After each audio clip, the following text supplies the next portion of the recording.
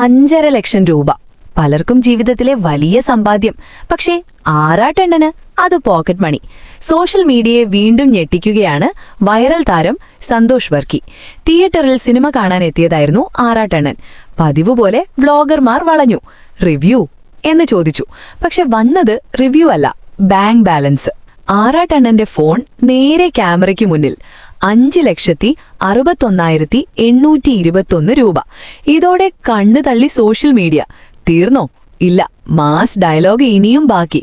ഇതൊന്നും എന്റെ യഥാർത്ഥ ബാലൻസ് അല്ല, വെറുതെ ചിലവാക്കാൻ വേണ്ടി ഇട്ടിരിക്കുന്ന ചെറിയൊരു എമൗണ്ട് മാത്രം. ഈ ഒറ്റ ഡയലോഗ് മതി ഇന്റർനെറ്റ് കത്താൻ.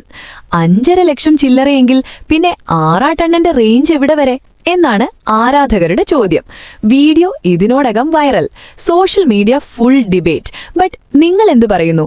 ഇതൊരു പബ്ലിസിറ്റി സ്റ്റണ്ടാണോ, അതോ ശരിക്കും ആറാട്ടണ്ണൻ കോടീശ്വരനാണോ?